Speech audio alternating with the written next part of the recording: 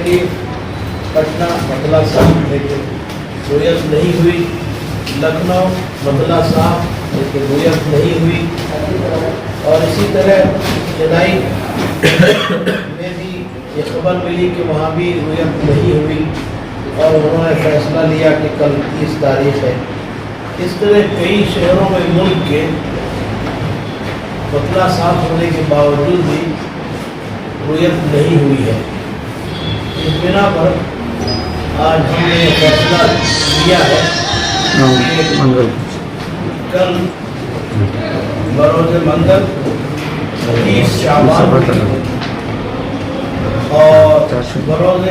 चारशंबा 14 अप्रैल को पहली रमज़ान होगी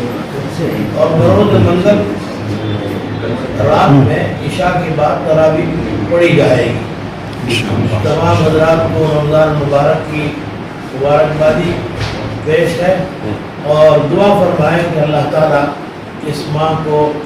हम लोग बहुत ही इत्मीनान और चैन सुकून के साथ इबादत करते हुए गुजारें, किसी भी किस्म की कोई रुकावट न होने पाए। जो तमाम बिरादरान इस्लाम मुल्क वालों को और इसी तरीके से ख़ास कर्नाटक वालों को मैं रमज़ान की मुबारकबादी देता हूँ